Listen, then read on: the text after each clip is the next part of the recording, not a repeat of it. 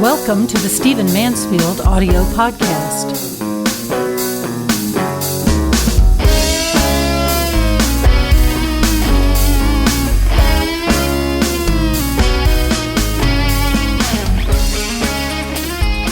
I want you to know that there are some friends of mine who have seen the title of this podcast and they are cracking up. They won't stop laughing for a week.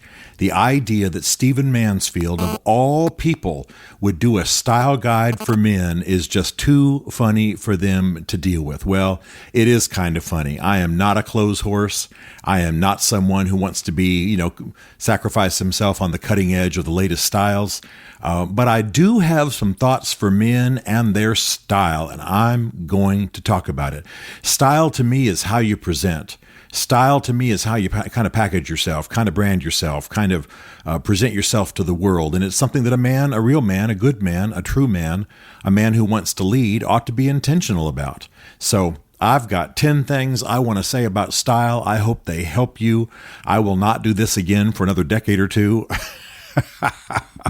But I do want to do this because I think it'll be fun. And these are some things I've had to learn. I don't mind you knowing that, I'm over 6'5". I'm about 6'5". I've been over 6 feet since I was in adolescence. I've been over 200 pounds most of my life since I was about 11.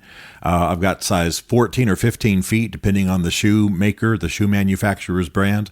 And I have to be intentional about the things that I wear, the things that I do. So at least I've had to give some thought to it, even though I certainly wouldn't urge you to model your clothing after me. And I can give you some help. All right. Number one. To every guy out there who wants to present well, who wants to look good, who wants his manner to be right with people, you have to begin practicing getting input from other people. You do not see yourself accurately. When you look in the mirror, you don't see yourself. And when you look in the mirror, you're probably standing still, so you don't know how you move. You don't know how things look when you're in natural motion with other people at a party, at work. So one of the most important things about developing a style, about being a stylish person, about being a person who presents well. When I say stylish, I don't mean, whatever comes out of GQ magazine. I'm talking about presenting well, is that you have to get input. Be humble enough, be secure enough to ask a friend who's a good dresser and presents well and has an easygoing manner with people.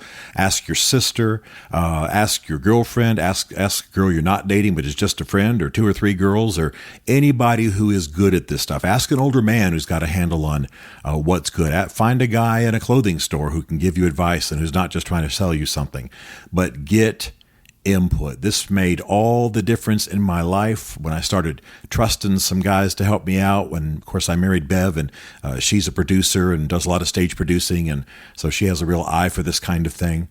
She's dressed rock stars and all that kind of stuff that producers sometimes have to do. So get input. Find some people who can help you out. The reality is that you are unique. You're a unique size. You're in a unique shape. Your body moves a unique way. You need some people who love you, who want to help you, but who aren't afraid to tell you the truth about what works and what doesn't. There's nothing worse than a dude wanting to be dressed in some style or attired in some way that just isn't appropriate for his build or his manner, even if it's great, for Brad Pitt or whoever. So get input and listen to it. That's one of the most important things I can say. Number 2 about style, and I'll get off the principles here in a minute and get down to some specifics, but number 2 about style is dress one click up. This is something I say to myself all the time. And I realize that I'm a little older than most of you, and I also realize that I'm in a professional world, but even when I'm dating, even when I'm with friends, even when I'm just, hanging out, I take my clothing and I dress one click up. I'll throw a jacket over jeans for a night out with the guys, or I just take it up a notch. I'm not a prude. I'm not, a guy who's, overly effete, dressed too nicely for every situation. But especially in a mixed group, especially in a professional situation, especially when I'm on stage, on television, whatever, I just take it up a click. The only time I don't do that is when I decided to take it down a click to make a point. Like sometimes when I'm on Fox, I'll actually go a little bit more casual because everybody there is attired to the teeth, man. I mean, they're just almost overtired at times. And so I'll take it down a little bit to be more authorish, be a little bit more informal there. But most of the time I dress up one click, and I think that helps. I'm not saying show up at the pool party in a suit. I'm just saying show up at the pool party in something that looks great, a little bit more than just grunge. And especially for you guys who are younger, bear in mind that your whole culture is oriented towards grunge and comfort, and that's fine at one level when you're just hanging with your buddies. But as you move up a little bit in the world, as you want to attract the girls, as you want to, be making an impression professionally, just take it up one notch. Makes a big difference. Okay. Number 3 is this, and especially if you guys are like me, for those of you guys who are like me, I am not going to take my styles out of the pages of GQ. I am not going to buy everything that Esquire magazine tells me to buy, but I do need a style guide. I had a father who's a good man and a war hero, but taught me almost nothing about how to dress, what to wear, how to match things, how to roll up my sleeves, how to tie a tie, how to take care of shoes, all that kind of thing. And so you need to have some kind of style guide. Now, what I'd recommend is that you subscribe to the email blasts, to the newsletters from artofmanliness.com. artofmanliness.com. They'll have a lot of interesting articles about everything from Plato to, how to go out on a date. And then they'll tell you the best way to roll up your sleeves, the best way to tie a bow tie, the best way to tie a regular tie, the 5 different kinds of bow tie knots. They'll tell you how to pair a jacket with khakis and all that kind of thing. Some of it might just bore the heck right out of you because, you're not interested in that side of things. But I've learned things from them. I'm in my 50s and I've, been decently dressed. I've been wearing suits for professional purposes since I was, 18, because I went to a college where you had to have a tie on. And so I'm saying that it's been very, very helpful to me. So get some kind of style guide. It used to be that men passed this kind of lore on down to their sons. They don't now, for the most part, even if they have, even if they're tight with their sons. And so be reading something. And I'm not talking about magazines like GQ and Esquire that are primarily about selling things. I'm talking about practical stuff you can find online, newsletters, even stuff on YouTube that tells you practical things about how to dress, how to match things up, how to make things work. I'm just now learning the best way to tie a bow tie. I'm going to start wearing bow ties from time to time, and I'm learning from both Art of Manliness and some YouTube videos how to tie that for a bigger man, which is what I am. And so get a style guide. Don't be ashamed of that. We don't know everything we need to know, and so we need to learn some stuff. All right, let me get a bit more practical. Number 4 is that you need to get the medical help that you need. Now, don't laugh this off. Older men might be suffering from a loss of testosterone. Younger men might have pores that people could fall into. They're so big. You might have really bad acne. You might have really bad dandruff. You might have some skin rash that really makes you dry and flaky. Whatever it is, you might have horribly shaped and misshapen teeth.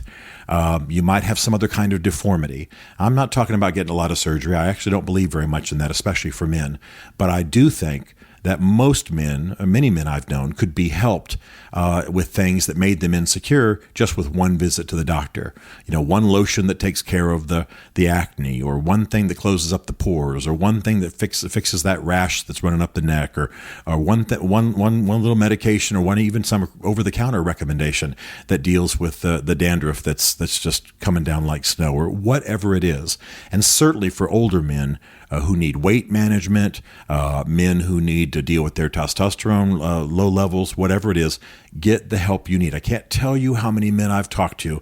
I can't tell you how many men have come to me and said they really want to look good for their spouses. They really want to be men who are, exemplary in their profession, but they have this or they have that. And the thing they mention is something that can be dealt with. It's a weight loss issue, or maybe sometimes it'll be a little cooler haircut, which is just a matter of going to another barbershop or getting some help from a friend. But most of the time it's something medical, and it really can be dealt with. Okay. So don't get all self-conscious, but do get the medical help that you need. Okay.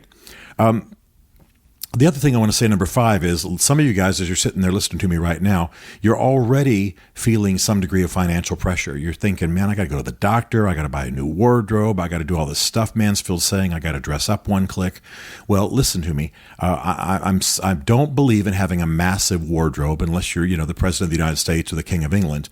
I do think that most guys need to have a few nice things at every level. All right. So you need to be able to, throw on a pair of shorts over a bathing suit and throw on a decent t-shirt and some decent shoes and go to a pool party. You need to be able to go hang with your buddies on the court, obviously. But then, you need to be able to do the casual thing, the jeans and a shirt. And then you need to be able to throw a jacket over those jeans. And then you need to be able to wear slacks and a jacket. And then you need to be able to wear a suit. In other words, have a few things at each level. You don't need to impoverish yourself or your parents by having a whole bunch of nice stuff or the latest and coolest stuff.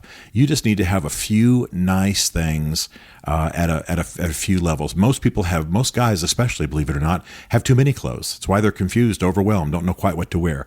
Have a few nice things at every level. It's okay to go ahead and spend, I'm just making this up now, I don't know what it would cost, but let's say a $500 jacket, if it's one of only two that you have, but it looks great with everything. So don't think you have to just blow the budget. Just get what you need, get a few things, have a few nice things at every level. And of course, you're going to have more things at the more casual level, which is fine. All right. Now getting real practical here. Number 6, I want to tell you that one of the discoveries I made that made a big difference in my grooming, made a big difference in the way that I present was I changed from using shaving cream, which almost every man does because he sees it on TV all the time, or maybe he saw his father or an uncle or some friend using shaving cream, and I have switched to shaving oil. Now listen, I can't tell you the difference this made. I know it sounds weird to talk about this on a podcast, but it doesn't bother me. I have a very thick beard, and I use shaving cream because I saw my father, the Colonel, using shaving cream, and I saw every guy on every football game commercial using shaving cream, all the sports heroes. But I got to tell you that if there's a problem with most shaving creams, and that is that they dry the skin. They're not that good for the skin in some cases. And so I switched over not too long ago to shaving oil. I did it because I read an article about it. I did it because I tried it once and it just felt so much better. I did it because it's actually cheaper and I travel a lot. And it actually saves me money, and that's actually a very, very small bottle. So shaving oil will probably even be new to some of you, but actually there's a kind of oil that is used for shaving. This tends to be more true in British culture than here in the States.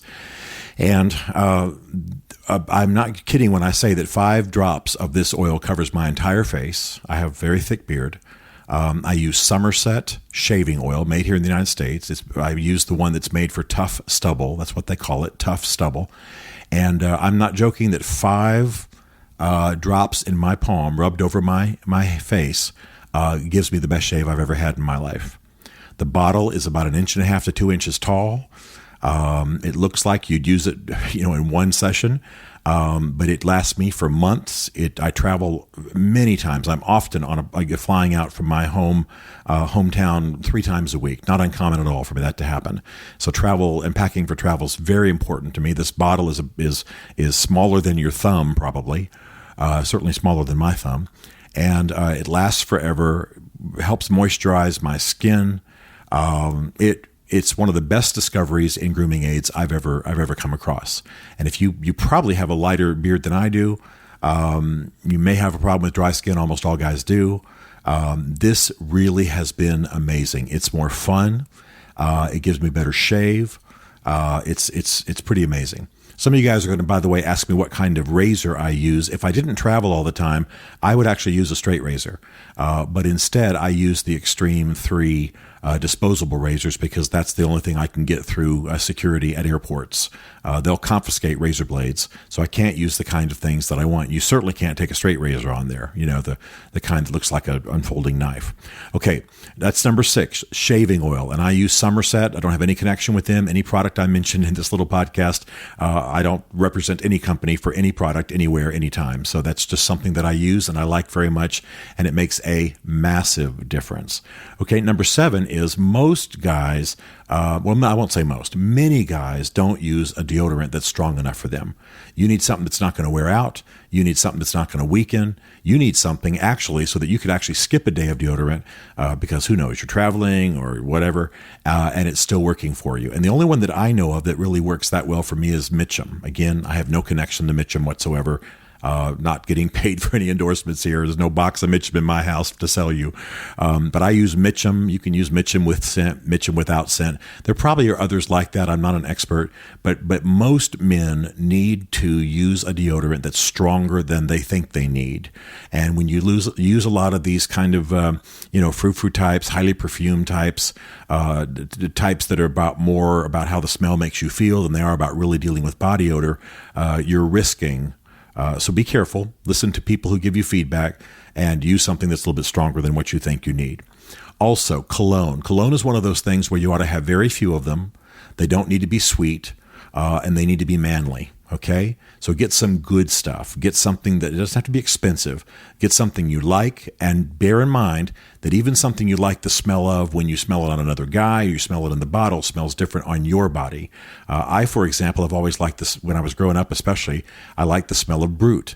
But Brute, when it goes on my body, somehow mixes with my body chemistry and doesn't smell as good to me. So I use other things. As you get older and you get maybe a little bit more money, earn a little bit more, you can buy some nicer colognes. But I got to tell you, frankly, I don't find that much difference between real expensive stuff, and I've got some real expensive stuff, and just stuff that's kind of, at a price everybody can hit, like Polo or something. So I've worn the Pierre Cardins, I've worn Polo, I've worn other stuff. I have just a couple that I use. I'm not going to tell you which ones because I'm not endorsing anything, and it's custom for you. So be sparing, don't overpower, but mainly get people you trust's input, because when you put cologne on you, it's going to smell differently. And by the way, cologne should be kind of an accent. It shouldn't be the main thing about you when you walk in the room. Most young guys especially wear too much. All right? Number 9 is this. I want to talk to you about your manner. Notice I didn't say manners. I said manner. Manner, in my opinion, includes your manners. It includes how polite you are. But your overall manner is the way you are with people. And the way you are with people is going to be one of the coolest and most noticeable things about you. Can you say an encouraging word? Can you say something kind to somebody after they've just been insulted? Can you build people up? Can you say a kind person to a woman without being overly flirty? Can you compliment the way she looks without sounding like you want to jump in bed with her? Can you be a bit of a leader? Can you encourage a group in a certain direction? Your manner is something you're going to have to work on. It's something you're going to have to pay attention to. It's something you're going to need input for. But your manner includes manners. Can you be respectful? Can you make an introduction properly? Can you say thank you when somebody buys the meal or somebody invites you over and not sound like you're just sucking up? But your manner is the way you present to other people. And again, I urge that you get some kind of a guide for the manners side of it. I urge that you get input from people. But your manner is very, very important. Many, many young men especially don't even think about this, and actually they come across to girls and to other guys very dull. They don't talk very much. They kind of mumble. They never take a lead. They never take responsibility for changing the feel in the room. But a good man, a man who is desiring to be a person who presents well, has style, and takes the lead, is a person who has to think about their manner, like I say, which includes manners. And I want to say that one of the things that makes for a great manner brings us to number 10. And I'm going to spend a few minutes on this, and then my time is up. My producer, Isaac Darnell, will beat me up if I go too long on this episode. But I want to say, and this is number 10, and it's connected to number 9, one of the coolest things you can do, one of the best ways you can be, one of the most important things about the way you present is to forget about yourself. Now, that sounds crazy. I've just spent 9 points telling you how to take care of yourself. But the goal of mastering your style, mastering your clothes, mastering your body, mastering your manner is so that when you're with other people and you're out in the world, you're not constantly self-conscious. You know very much what it's like to be in a room full of people who are self-conscious all the time. All they're thinking about is them. I don't want to make the wrong move. That was awkward. I was so embarrassed, blah, blah, blah, blah. The coolest person, the person people like, all the surveys show that the person people gravitate to is not the person who's thinking about him or herself all the time, but the person who is able to forget about themselves and just throw themselves into the group. Think about who you really like in the groups that you're in. Isn't it the person who's fun and laughing and maybe a little bit rowdy and just hasn't got themselves on their mind all the time?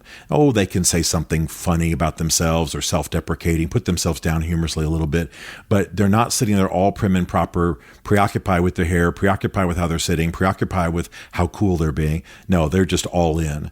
And most of the people that you find attractive are people who are all in. They even if they're high style and good looking, they've gotten themselves to a point where when they're with other people, they can forget about themselves and throw themselves in fully. Those are the people we're attracted to. Those are the people who lead, who aren't just always thinking about themselves first. So my 10th principle is get to the point with all your other decisions about style and with your own soul, your own mind, your own heart, that you can forget about yourself when you're with other people and throw yourself fully into the crowd to do good, to have fun, to live a rich life. Okay? So here they are very quickly. Number 1, get input from other people. You don't see yourself clearly. You need help. Number 2, dress up a click. Take it up a notch. Dress a little bit better, everything you do. Not ridiculous, not overstyled, just a little bit. Number 3, get a style guide. I recommend artofmanliness.com. That's where most guys can begin. Number 4, get whatever medical help for whatever medical situation you've got. Don't be ashamed. We've all had stuff like that. Get help. Most of that help's cheaper than you think and easier than you think.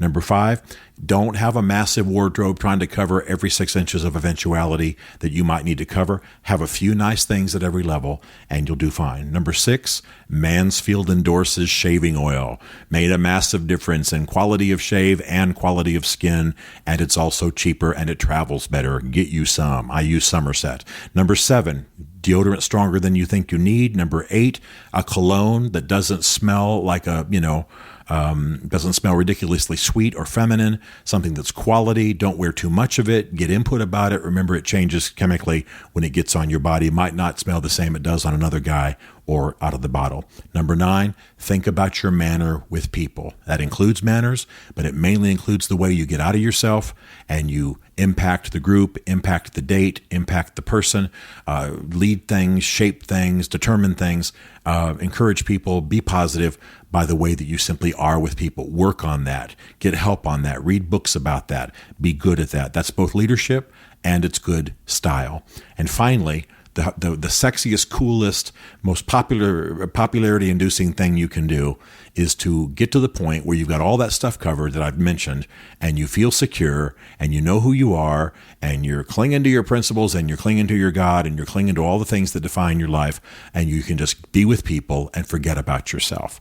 Those who are preoccupied with themselves are boring. Those who can forget about themselves and throw themselves into the group, those are the people who are engaging. And thus endeth the Stephen Mansfield Once a Decade Style Guide for Men.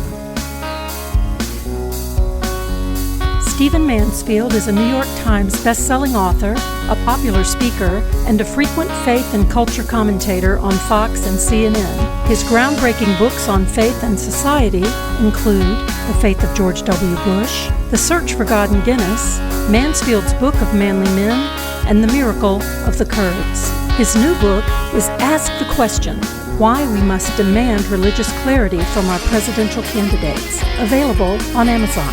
Learn more about Stephen at stephenmansfield.tv. The Stephen Mansfield podcast is directed by Isaac Darnold, who also wrote, produced, and performed the podcast theme song. This is a Chartwell Literary Group production.